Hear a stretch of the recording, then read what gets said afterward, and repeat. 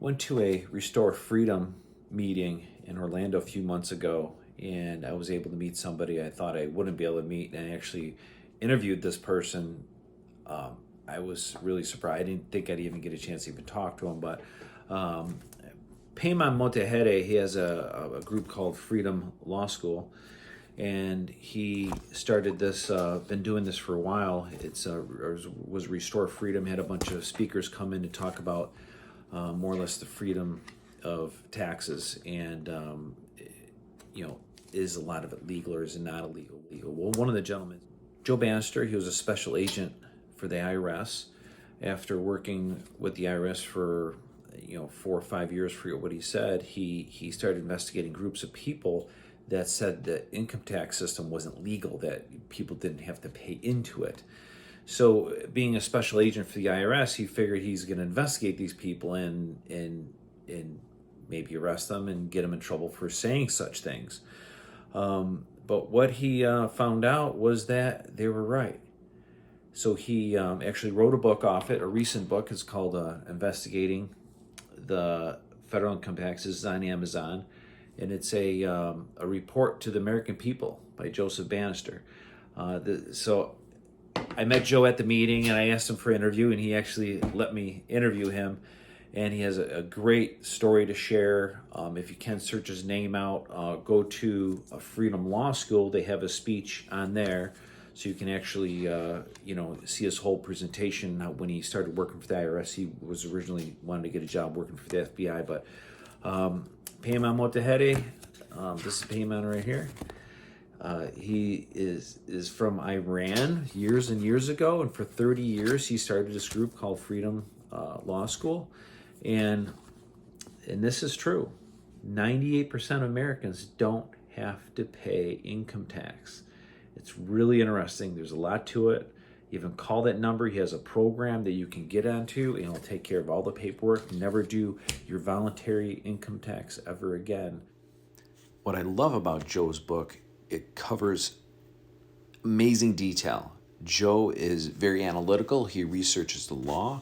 He researches every single thing you possibly can. This book even contains his case when the IRS tried charging him with a crime for tax evasion. So it has the documents from the court case, his exhibits, and everything. It is a priceless book because it just proves the point. We are right, and they are wrong. And they are bullying the American people into this system. But thanks for listening. Here's your interview between myself and Joe Bannister. Enjoy, and please subscribe to my channel.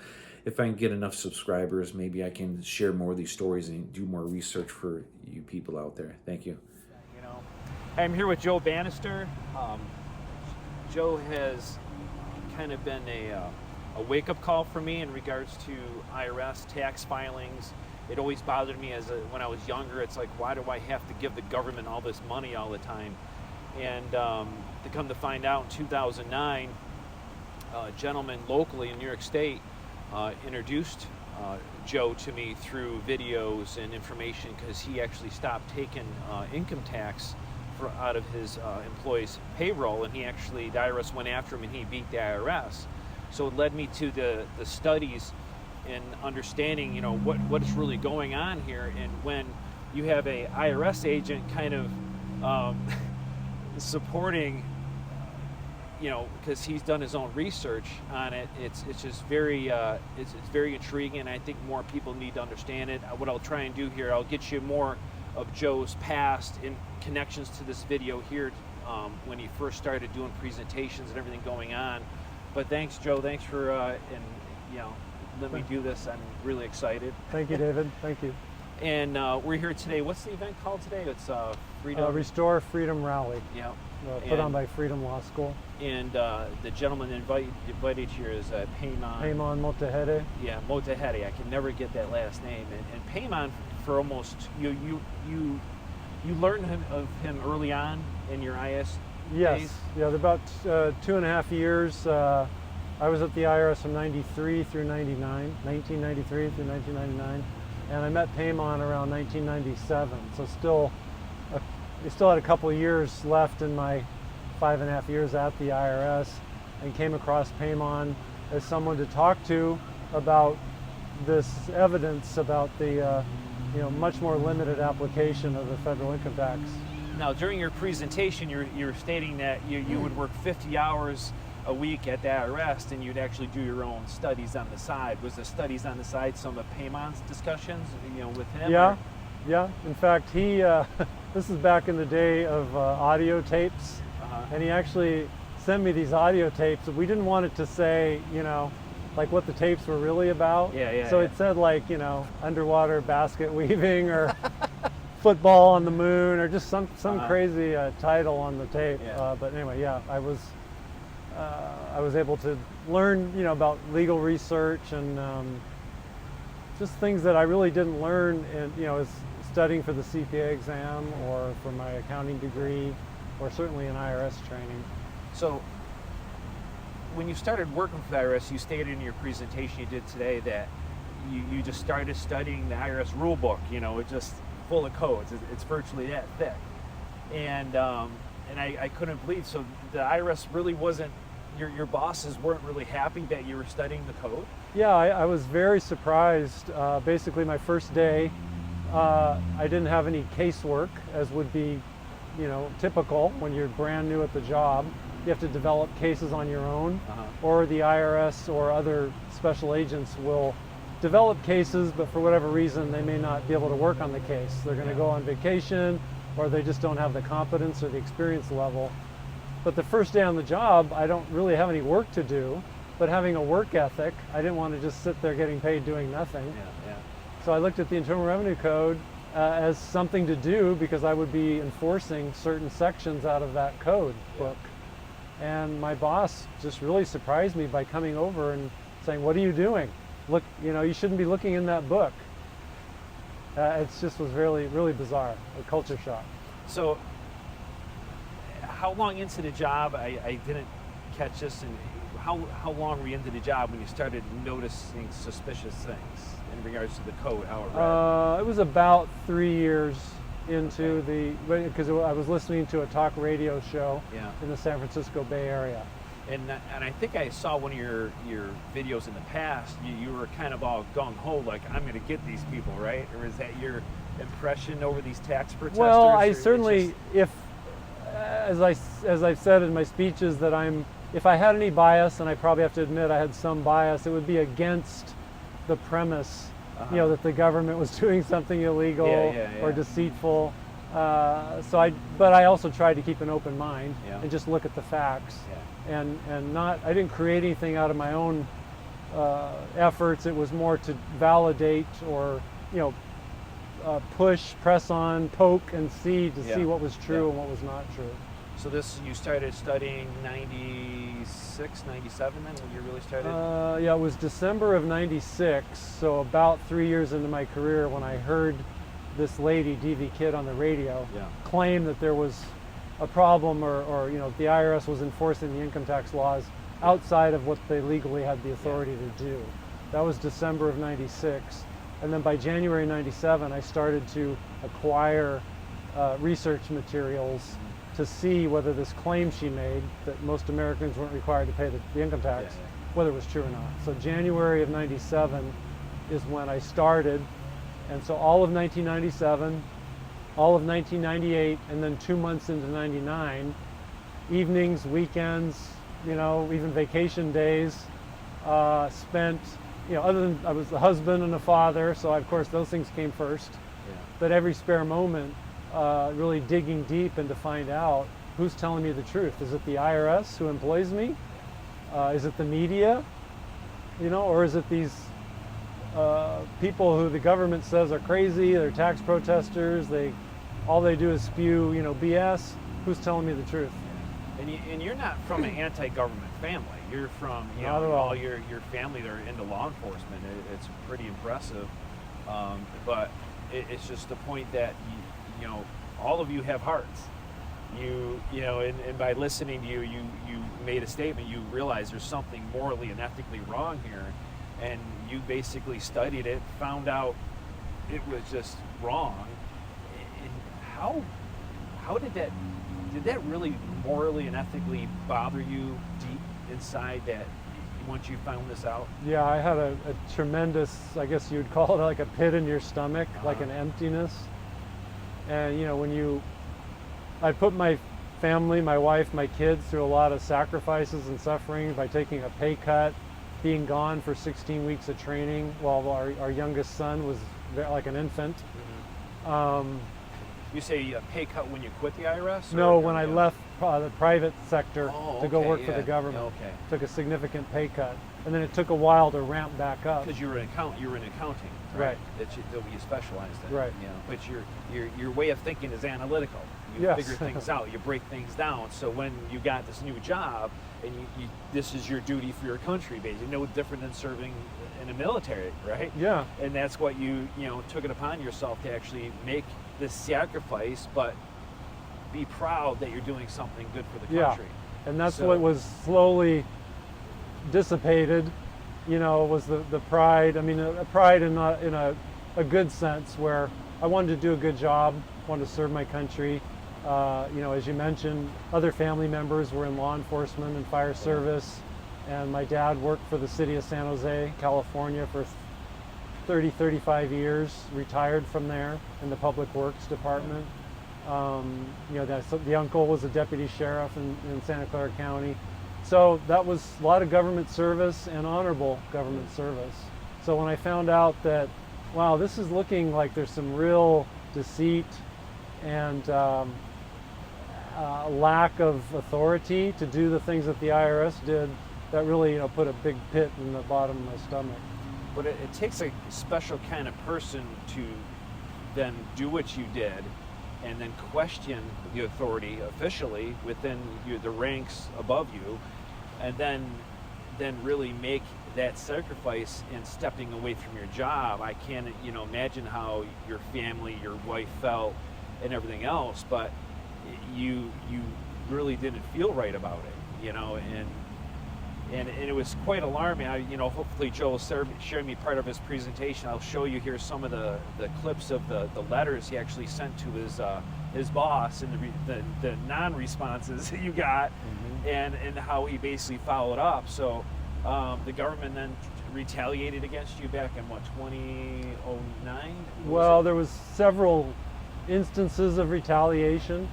So I don't know. I mean, there was a criminal prosecution.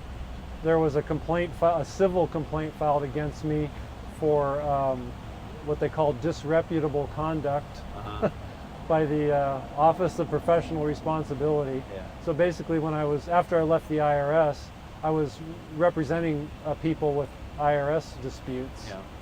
And I was conducting myself very professionally and politely, but I wasn't afraid to ask hard questions on behalf of the client. And try to get to the bottom of whether or not the client actually owed tax. And the IRS didn't like that, and that's not the way most CPAs would do it. And so they found a way to discredit me, and there was a disbarment where the IRS doesn't even have a bar like attorneys do, but I was still disbarred from a non-existent bar. Yeah. And then that led to the revocation of my CPA certificate. Do you think after what happened with your situation, how you called them out, you got public attention, you got nationwide attention over you then quitting the IRS and then kind of opening this whole Pandora's box of saying, look at this, there's something really shady here, it needs to be investigated. Do you think now there might be some kind of profiling when you now apply to be an IRS agent? You think they're kind of, we can't find these leaders, we can't find these self-thinkers. You think that might be going on? I think it's going on with some police departments, but I can't prove it. I'm glad you brought that up, because I don't really have any proof myself, although I've actually met or observed agents, 5 years after I left, 10 years after I left. It's been 25 years after I left. And I've seen, in my opinion, exactly what you're talking about. Not necessarily a dumbing down, but people who are even more clueless about the Constitution than they were back in the 90s. And my gut tells me it's a purposeful recruiting, like they don't want to, and I'm not sure like what criteria they use to determine how to not go fishing in the pond of people Yeah, yeah. who care about the Constitution, but it definitely seems to be getting worse in terms of awareness of a Constitution and limited authority. I always use a famous quote from Thomas Jefferson: "Those who expect to be ignorant and free expect something that never will be." Did you ever hear that? You know. Yeah. So I just ask people to do the study, do the research, and you'll see for yourself. I basically tell people in my presentations, like, don't believe me, do your own research. And I did. I researched the heck out of you. And then when I brought your name up to an IRS agent, that was, I think I told you that story. It was unbelievable. They just started rattling off, right off either the internet or the IRS database, your record. Then at the end, she's acquitted of all charges. What'd you say? Oh, nothing. Yeah. Because you actually had a jury. They tried prosecuting Joe with virtually no strength in the case whatsoever. And they still proceeded to pursue the charges without dropping them, like they would try and break you or something. Yeah, I mean, to think that they being the Department of Justice is the prosecutors, and of course the IRS supplies the investigators to investigate you, and to think that they had a 3-year IRS investigation, and then they would have convened a grand jury who would have heard all this testimony, and then somehow they got an indictment against me and my client. And of course that's not too difficult, because as they say, you can indict a ham sandwich, and although there probably aren't too many ham sandwiches that they put in the grand jury, it's the figure of speech that applies pretty well. But anyway, they got an indictment against me, and then the trial, thank goodness that we as Americans still have some constitutional rights that protect us, including a right to a jury trial. And so I had a very informed, aware jury that was at least listening to the evidence from both sides. And the fact of the matter is the government case, the Department of Justice case, which was built on the IRS investigation, there was nothing there. The government witnesses that got on the witness stand, I was accused of preparing 3 false federal income tax returns, as an example. And the government expert gets on the witness stand, and he couldn't point to a single false aspect of any of the 3 tax returns. I mean, what are we doing here? And then the special agent, whose job was to find evidence that I conspired with this client, got on the witness stand, and under cross-examination had to admit that he never found any evidence of a conspiracy, and yet I was charged with conspiring with the client. So, the juries, they're telling me after the decision, the verdict, they're kind of scratching their head like, shouldn't we be seeing the bloody knife and the Now, did you have difficulties in finding good attorneys? Because I see that as an issue out there. It is an issue in terms of attorneys that have the courage, the kind of awareness of the landscape, the arena that you're going to be taken into, especially the courage, really. And so both the attorneys I had, Jeffrey Dickstein from Oklahoma and Robert Bernhoff from Milwaukee, Wisconsin, were just incredible. They were so awesome. They're so awesome that the Department of Justice tried to get Bob Bernhoff off of my defense team before the trial even began. That was crazy. That's like the lowest of low. And the prosecution said they were trying to do me a favor by getting rid of this attorney. So, sure. Yeah, right. Sure. Now, I found a law firm that mentions your name in Wesley Snipes' case. Yeah, that's probably the Bernhoff firm. Okay, I thought it was Barnes, so that was Bernhoff then. Yeah. Barnes might too. I mean, Barnes at the time, I think he had some involvement. Okay, all right, yeah. But Bob Bernhoff and Jeffrey Dickstein were the lead counsel and co-counsel. So what do you advise to people that were being gone after by the IRS to find the best representation? Where would you recommend people to go? Well, I mean, the list is so short. Is it? It's very short. Yeah. I mean, probably, actually, Jeffrey Dickstein doesn't even practice law anymore because after he, helped, I would say, prove my innocence, even though you're not supposed to have to do that. Yeah. But prove my innocence. The DOJ came after him hard, Yeah. and he ended up losing his license over it. So it's all out attack. You don't Yeah. do what the government says. They will, that's why a lot of attorneys are basically complacent and they'll just fall within what they tell them to do. That's Yeah. why they get convictions the way they do, especially when you sign the papers, Yeah. You're what they commission. Yeah, they don't want the defendant having tools to fight, and they don't want the defendant to have attorneys who Yeah. have tools to fight. Well, they call it the confession form. They're the 1040, right? 1040 confession Yeah. form. Who thought of that term? Was it Paymon? I think or- Paymon. Yeah. So you then wrote a few books and you got a website? Yeah, so I wrote a report that I actually gave to my IRS supervisors way back in 1999 when I resigned. And then 20 years later, I basically published an update because I had 20 years of all the arrows in my back and all the ways that the government did crazy things to try to keep the truth from being learned by the public.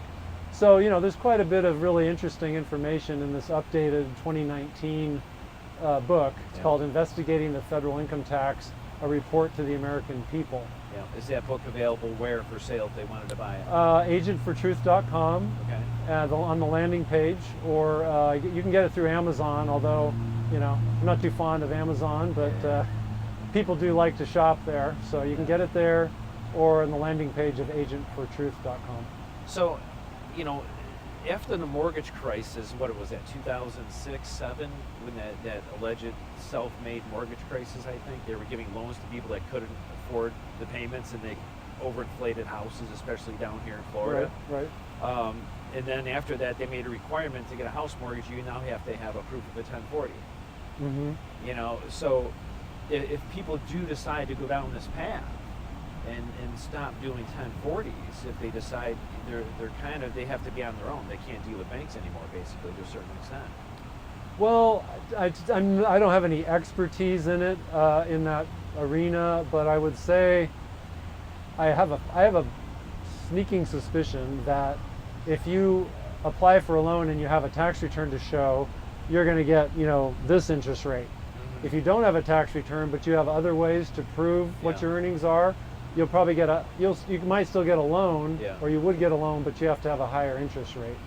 That'd be my gut as to how things are treated. So in other words, you can still borrow without a tax return, but you're going to have to show other kinds of proof, that you have the wherewithal to pay the loan I back. think what the federal government does, they have these HUD loans they give out, which are the government low interest rate, and I Right. think to get them, then the government wants the 1040. I would say that's true. I Yeah, think or that's VA probably loans, it. anything So that's if the you- government yeah. backing. So yes. just you advise people to just do as much homework and studying on the topic as they can to. Yeah, really I mean, I understand, think it's academic that our society, the federal income tax has been around since 1913, Yeah. and so over 100 years, and so the society is kind of built around it, or geared around Yeah, it, or yeah. geared with it, and so people have to have their eyes wide open that just like anything you learn, and your friends, your family have never heard it before, they're suspicious, how do you know that? Where did you hear that from? So, you have to realize that we all have kind of a steep learning curve, Yeah. and then some people just don't want to learn. Yeah. So you have to keep that in mind. It's easier just doing what they say. Yeah, so I'm not that kind of guy, and maybe Yeah. that's why the IRS didn't want me around anymore. But wording, so you point out all the creative wording the IRS does. You kind of broken out the code in your book. You then. Yeah, my book, my website. The website. Yeah. I invite people to go there. There's plenty of free information, and then if they'd like to get a real history of all the dirty tricks that the IRS pulled on me and has pulled on others, I think it'd be a good place to go. And then, do you also do other things besides? You still do accounting work too, or no? Yeah, I do forensic accounting, Yeah. and I do consulting. Sometimes people just want someone to talk to that can look at their specific situation Yeah. and not give them some cookie cutter response. Like Yeah. I can't foretell the future, Yeah. but I can say, well, in your line of work, with your circumstances, Yeah. these are the likely ways that the IRS would react if you decide to do things differently. Yeah. And then they can make an informed decision whether to continue on the road they're on or do something different. Which that, with your experience, I think pretty much priceless, because Well- nobody else will have the research and the knowledge you have. Yeah. Including most attorneys, basically. And I do think that, I always think that, proactivity, like checking things out ahead, checking to make sure there's water in the pool before you Yeah, jump yeah, off the yeah, diving yeah. board, that being proactive and not reactive is good. So you start to learn these things. I always encourage a lot of study. It took me 2.5 years of part-time research while I was already an IRS special agent, criminal investigator. IRS trusted me to carry a gun and a badge around, even on airplanes back in the 90s, Yeah. before 9/11. And CPA, accounting degree, and it still took me 2.5 years of part-time research to come to the conclusion, like, I'm in the wrong job here. I don't want to. My parents raised me not to steal from people, and certainly not to help others steal from people. Yeah. So, That's what you call it. Honest stealing. Is that what it? Right. Deception. right. But on a personal note, I asked you before. It's like, what did your family members think? And you were saying that they basically thought you're crazy, for going down this line. What are you doing, Joe? What are you And then now they're starting to come around and say, hey, this is the stuff you talked about. It's Yeah. starting, more and more. Yeah, like, more and more you're such a attention. pioneer, trailblazer. I just had to wait 25 years to hear it. right. So it's like, what advice do you give to people that are questioning to get involved? What if an IRS agent is listening to this? What would you tell them? Oh, to an IRS agent. Well, I would know that the Constitution requires that they swear an oath to support and defend the Constitution. And so I would ask them to, remember that oath and adhere to that oath, and that they may not be informed about, all there is about the laws that they're enforcing and what their responsibilities are. And I would just ask them to be, think about things morally and with honor and integrity, and be honest with themselves. And as hard as it might be, if you find that you're a link in a chain of a process that is really violating the law, harming, their fellow Americans, that you might think of another line of work. Or, like I did, ask your boss, but be So now- prepared. yeah. So now, what advice would you give to the wives of the IRS agents? Oh, wow. Yeah, maybe that's a better question for my wife, and she'd give them an earful. Did it almost lead you into a divorce? I guess I'd be Did thinking it? back to my vows about for Uh-huh. better or for worse, Uh-huh. for richer or for poor. But I imagine there was a lot of difficulties there, right? Oh, a ton. Yeah, and I Yeah. don't. I mean, my poor wife. Just a very tough thing that I put her through, and I don't really have a resolution. I just know that a conscience is something that should be paid attention to. And if it doesn't, if you don't pay attention to your conscience, I think it can lead to real difficulties. You kick yourself, you question yourself. And I think it can lead to people, whether it's alcoholism or things that people do to try to mask that feeling of I didn't do Yeah. the right thing. Yeah. And I didn't want to go there. I wanted to do when it. you're at the gates of heaven, you're kind of like, what did you do? Well, it's just It's funny you bring that up, because I've just always been pretty mindful of that. Like when Judgment Day comes, at least according to what I know, or my belief system, it's not like you can say, Mulligan, could I go back? Whatever you do, then you're going to be judged on that. Yeah. And to say, oh, I was afraid of this or that, or I wasn't sure about this, and me being a Christian, a Catholic, it's well, Jesus said over and over ago to trust, not have fear. Like, were you ever listening to the homily when we talked about that? That's a very difficult position, especially back to the wives. Yeah, there takes a strong commitment, understanding. It's like trust, research yourself too, look into it, because your wife went through a lot, but then what you went through in yourself, because you look at even police officers. I think there's a lot of guilt with police officers because they know in their hearts some of these laws are wrong, and yet they're told to do this job because they're going to lose their job if they don't do it. And a lot of times it's violating people's rights, you know, and doing that. And a point of, you know, does Jesus always forgive? Will he realize, okay, you did that for a living? You'll be forgiven at the gates of heaven, or you know, because it was a conscious thing. You knew it was wrong, and you kept on doing it. Like in regards to January 6th, there was a family that was the guy was a Navy SEAL that was there. So the FBI went there, guns a blazing, SWAT team to this guy's house with 6-year-old, 7-year-old kids in the house, and just broke down the door. His kids now suffer from PTSD and everything. And then, you know, he goes on to say, you know, I would have just came in. Well, there are FBI. Well, you're trained to kill, so we didn't want to take that risk. They said, right? So that was the first arrest. So the second arrest, they did the same thing. Well, an FBI agent says, no, I'm not doing that. So he was relieved. They got rid of him because he refused. Is that one of the recent FBI agents that blew the whistle? Yeah. So we need more agents willing to stand up for what's right. Well, I believe, I believe we're all given a conscience, and at least in a Catholic tradition, you need to have a well-informed conscience. Yeah. And you need to listen to your conscience. Yeah. And be faithful. I mean, it's, you know, my overall belief is always, you know, we're on this planet not for ourselves. We're here for each other. Yeah, love one another as I have loved you. Yeah, and when it's why I was a volunteer firefighter. It's why I always try and go above and beyond. And when I found out about the IRS thing and other things that have been going on in society, it just, you know, there's something morally and ethically wrong here, and I just started investigating. Look, it's like, wow, this is broken. Mm-hmm. There's seriously something wrong here. And then, so I reach out to people like you, Payman, and other people to share the message, because we are all his voice.